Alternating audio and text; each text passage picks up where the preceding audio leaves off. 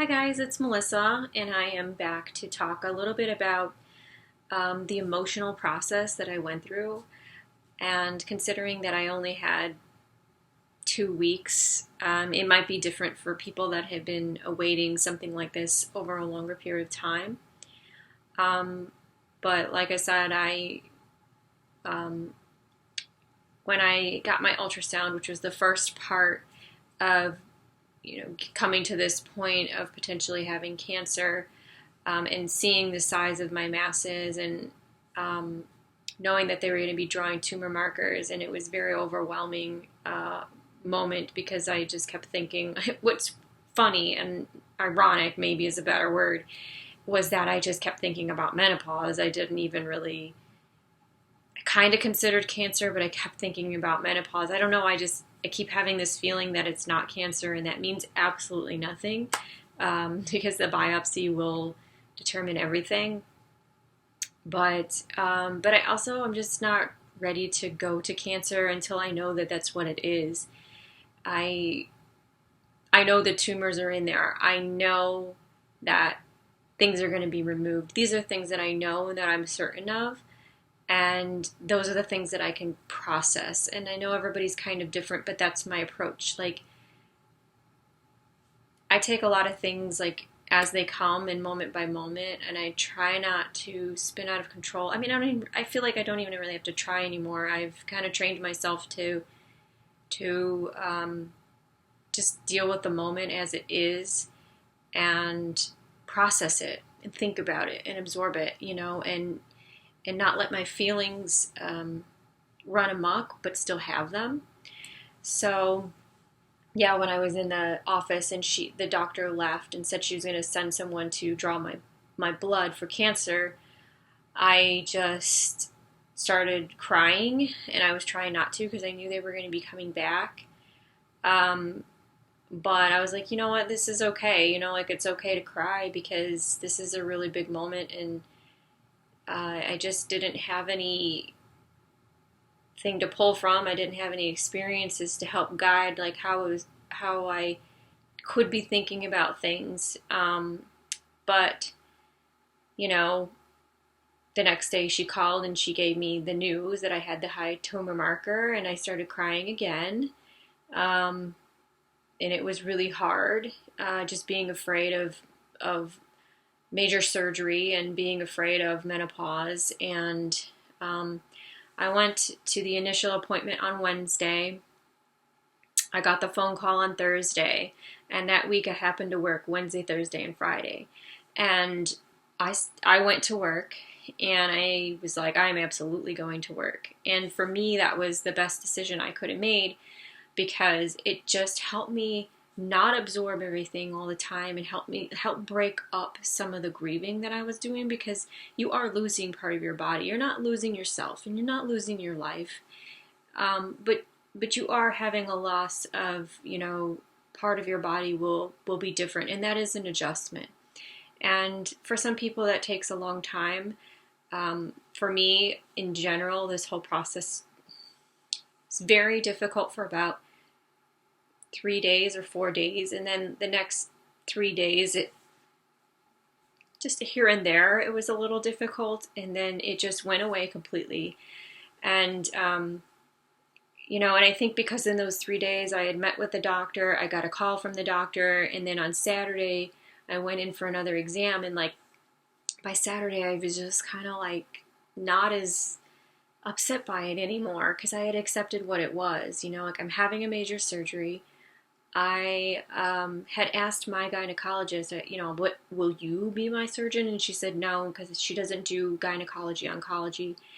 And you want an oncologist to do this surgery because they know what they're looking for and they know how to get good margins, etc. You don't want a regular gynecologist to necessarily do these kind of surgeries. And that might be true for my situation and my size of cysts, as far as I know. I don't know that if it was a smaller situation, if a regular office would do it or not. But I'm not too familiar with that. But with my situation as large as it was, that just isn't a good idea. So like I said, I had two experiences with the doctors. I was at work and I did cry at work. And when I was stepping away, like in between patients and stuff, I was like, oh gosh, and I was very distracted. So if you have a job that requires you to be very mentally acute, you probably do want to stay home and take time to let this happen to you, because if you're going to be distracted by thoughts invading your acuity and your work, you don't want that to happen. The role that I'm in right now is it's not acute care, so it's not as severe, where I didn't feel unsafe going to work. Like it was actually a good distraction for me and helped keep some of those thoughts from coming in. But I did have some tears while at work, particularly like if I was going to the bathroom, I'm like, ugh, like they would just start to surface. So I had these tears, and the week prior to this, me even knowing what was wrong, just knowing there was a mass in her and thinking it was a fibroid and that it, probably was nothing. I was having a conversation with my coworker, and she's telling me about her father and like how she got brought up, and her father would tell her, like, from time to time when the kids would start complaining, or maybe they were saying like, oh, this is really hard, I don't want to do this or whatever, and her father would say, we can do hard things. And throughout the week, like, that story like came at a really, really interesting time, that it came the week before I had this issue come up for me, because that kept coming up in my mind, like, you can do hard things. And I'm like, I absolutely can do hard things. I've done so many hard things.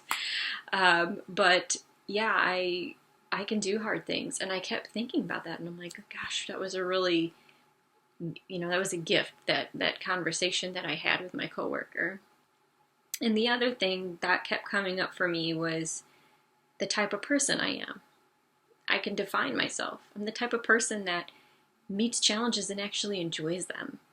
The job I had before I had ulcerative colitis was very challenging. Every day was like you didn't know what you were going to get into, and it was awesome. And you can look at, like, I don't know what's going to happen, as something really scary, or you can say, ooh, what's going to happen today? Like, what am I going to learn? How am I going to struggle, and how is that struggle going to make me better? And that's the kind of person that I am. And so once I remembered myself, once I was, through some of the grief, and I remembered who I am and the type of person that I am, it just started dissipating. And so I think that might be my advice, is you can do hard things. I know you've done hard things before. And you got to remember who you are. At the end of the day, are you the kind of person that when you're met with a challenge, you crawl up in a ball and just stop moving and you never move forward? I mean, I don't think that's happening. I think your life is moving forward for the most part, particularly if you're here listening to me wanting some information. Or are you the type of person that's looking for information? How am I going to grow from this experience, and what am I going to learn that's going to help me move forward? And that's what I would say, is just learn as much as you can to help yourself move forward, and just remember who you are. And that was the emotional experience. And I'm sitting here tonight with my surgery tomorrow, and my friends some of them are asking me, how are you feeling? And I say, I'm okay, because I'm okay, but I'm also excited. I'm excited to get this out of my body, and I'm excited to move forward and to know that I have people that got me, their hands are out there, they got me. There's people that do this surgery several times a week for the last decade or two. There's people that care for people post-operatively on a day-to-day basis on this unit. And I work with those people, and we all work together, and we ask questions, and we're all there for each other. So I know that when people don't know what they're doing, because it happens, you can't know everything, that we ask questions and we're there for each other. So I know that's the kind of environment that I'm going into. I also know that I have my family and my friends, and people are checking up on me, and people are rooting for me, and people are caring for me. I'll talk a little bit more about this later, but I have a very unique diet. I have people preparing food for me so that I can maintain that diet and stay healthy while I'm in the hospital. And, you know, my mother is in town. I have her support. She's here. She's giving me insights to these types of surgeries too, because she's a nurse as well. So, yeah, I feel really good. And I am nervous about the pain. I'm very nervous about the pain. I don't know what I can tolerate. I've never done this before. But I know what I'm going to do about it. So that makes me comfortable. I know that if I can't tolerate it for whatever reason, because everybody's pain tolerance is different, and you don't know until you go through it, that there's meds for that, you know, and if something happens, they have a plan for that too. So I just feel really good. I'm really good with my team, really good with my family and friends. I'm excited to get this stuff out. I don't want it in my body anymore. I don't like knowing about it just sitting there. I want it out. So I hope that helps you or your loved one, or helps you understand your loved one and what they might be going through. That grieving process may be longer for others.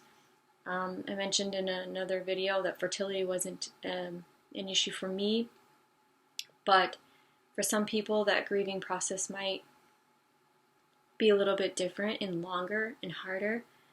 It's just people have to come to terms with their bodies and like how their bodies may be different.